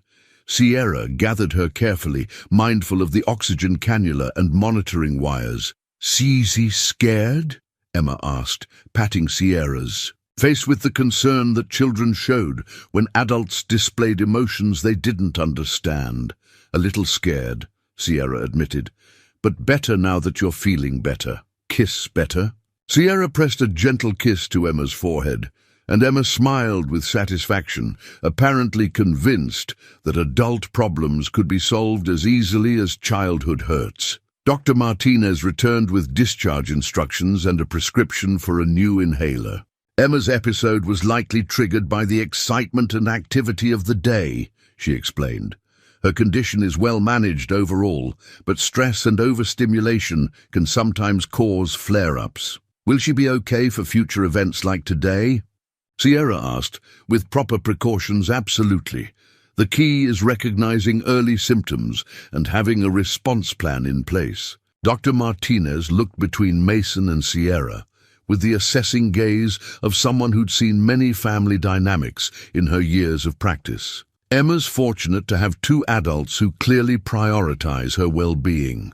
Mason started to correct the assumption that Sierra was Emma's stepmother, then stopped, because in every way that mattered, Sierra had shown up as family today. She'd driven them to the hospital without hesitation, had stayed through the uncertainty and fear, had advocated for Emma's care with the fierce protectiveness of someone who loved her. As they prepared to leave the hospital, Sierra helped Mason gather their belongings while Emma dozed in the wheelchair, exhausted from the day's medical drama.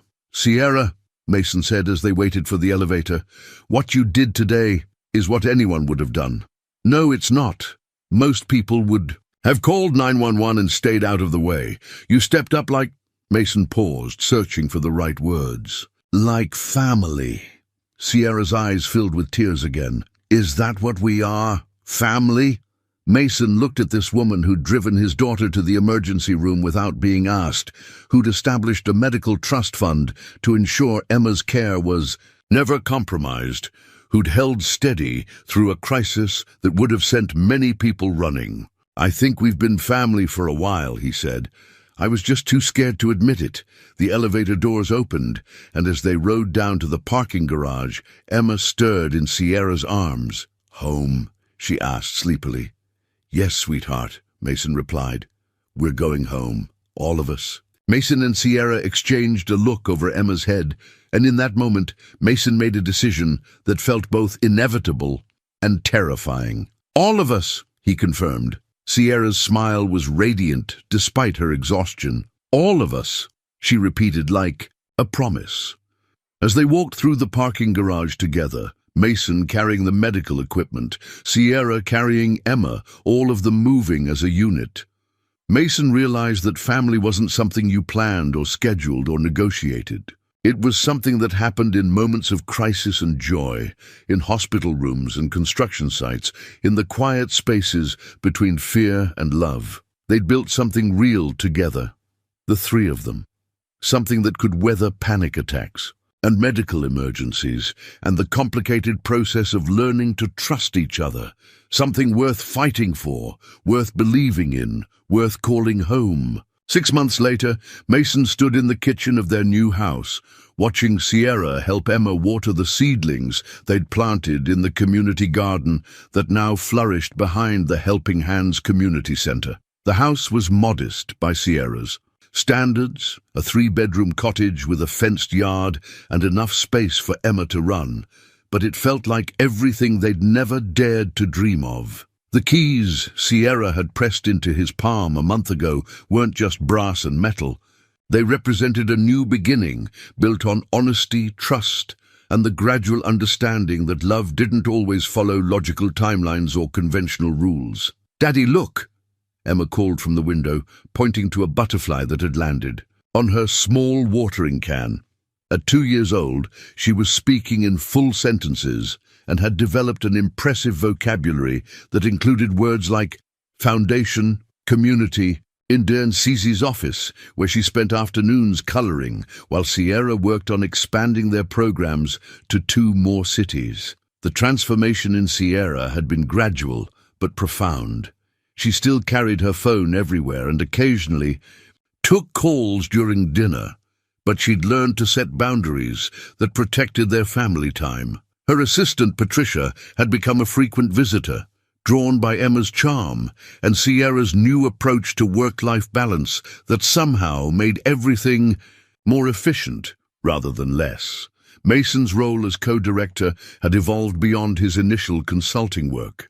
He now oversaw 3 community centers, managed a staff of 12, and spoke regularly at conferences about sustainable support models for single-parent families. The irony wasn't lost on him that Sierra's deception had led him to the most meaningful work of his life. Emma's health had stabilized with consistent medical care and the reduced stress of financial security. Her emergency inhaler lived in Mason's pocket, but they hadn't needed it in 2 months. Dr. Martinez credited the improvement to both better medication management and the stability that came from having 2 attentive parents who could tag team. The demanding schedule of a chronically ill child. How did the board meeting go? Mason asked as Sierra and Emma came through the back door, both of them sporting dirt under their fingernails and matching grins. They approved funding for the Phoenix Center, Sierra reported, lifting Emma to the sink to wash her hands. Margaret thinks we'll be ready to break ground in the fall. That's incredible. It's necessary, Sierra corrected, drying Emma's hands with the patience that had become second nature to her. There's a waiting list of 300 families in that area alone. Mason watched Sierra interact with Emma, still amazed by how naturally she'd adapted to the rhythms of life with a toddler. She'd learned to negotiate with a 2-year-old about vegetables, to read the same book 17 times without showing impatience, to hold Emma during nightmares with the steady presence that only came from genuine love. "Sisi," Emma announced solemnly, "I want to show you my picture." She led Sierra to the refrigerator where her latest artistic creation was displayed, with the pride of place usually reserved for masterpieces. It was a crayon drawing of their family, 3 figures holding hands in front of their house, with a dog that didn't exist yet, but Emma insisted they needed. "Tell me about your picture," Sierra said, crouching down to Emma's eye level. "That's you and that's Daddy, and that's me and that's our dog when we get one." "What kind of dog should we get?" "A big one that likes kids and doesn't chew shoes." Sierra looked up at Mason with raised eyebrows. "Apparently we're getting a dog." "Apparently we are," Mason agreed, unable to say no to Emma's hopeful expression, or Sierra's amused smile. Later that evening, after Emma was asleep and they'd finished the dishes together, Mason and Sierra sat on their back porch, watching the sunset paint the sky in shades of orange and pink. It had become their routine 30 minutes of quiet conversation that helped them transition from the day's responsibilities to simply being together. "I got a call from my mother today," Sierra said, curled against Mason's side on the porch. "Swing he'd built last month. How did that go?" "Better than usual. She's finally stopped asking when I'm going to find someone appropriate and started asking when she can meet Emma properly."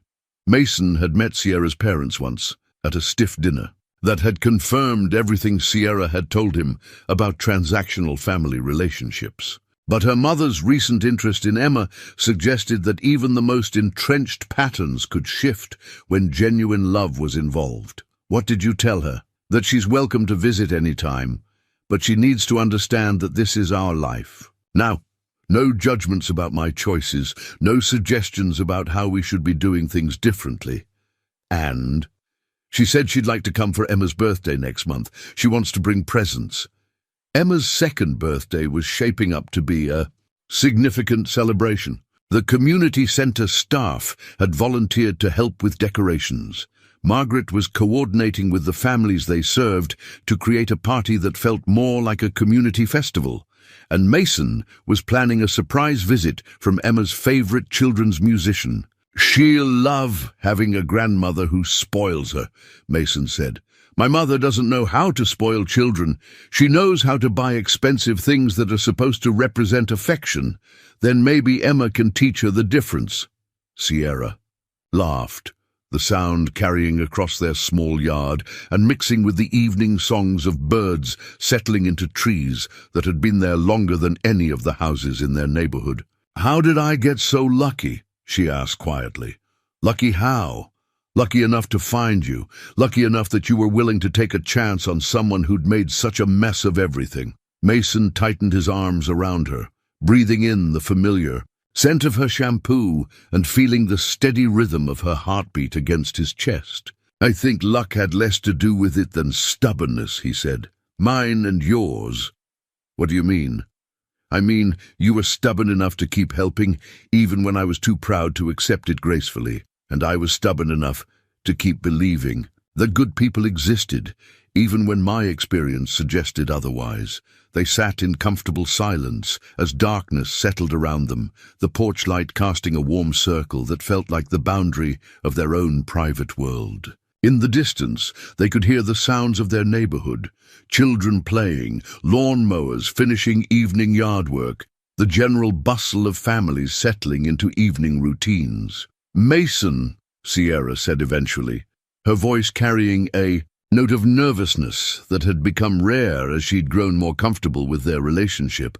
"Yeah, I love you." It wasn't the first time she'd said it, but each time still felt like a small miracle to Mason. Sierra Renfield, who could buy and sell small countries, who commanded respect in boardrooms across the nation, who could have anyone she wanted, had chosen him, had chosen their small, complicated, beautiful life together. "I love you too," he replied, meaning it with an intensity that sometimes surprised him. "Even when I get obsessive about foundation budgets?" "Especially then." even when I schedule. Emma's playdates like board meetings?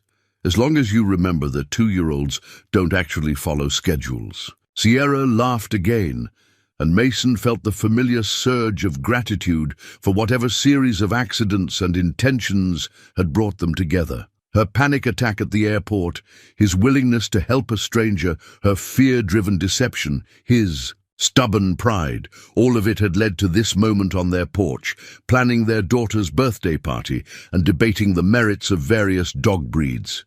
"Cece! Daddy!" Emma's voice carried from her bedroom window, accompanied by the sound of small feet hitting the floor. "Duty calls," Sierra said, already standing to respond to whatever crisis or curiosity had interrupted Emma's bedtime. "I'll go," Mason offered, but Sierra was already heading inside. "She asked for both of us," Sierra called over her shoulder.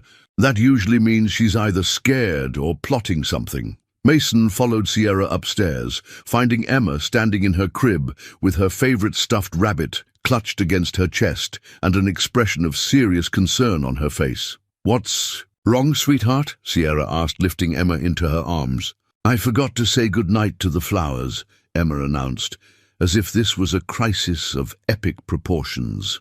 Sierra and Mason exchanged the look that parents shared when faced with toddler logic that was simultaneously irrational and utterly serious. To the small person expressing it, "Would you like to say goodnight to them from the window?" Sierra suggested. Emma nodded solemnly, and Sierra carried her to the bedroom window that overlooked their small garden.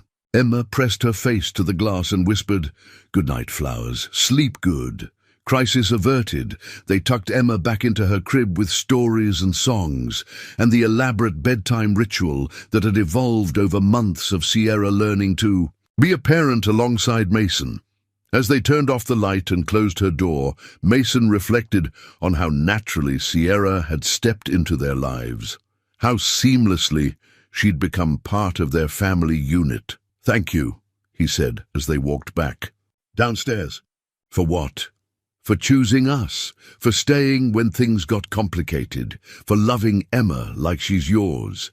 Sierra stopped at the bottom of the stairs, turning to face him with an expression of such love and contentment that Mason felt his chest tighten with emotion.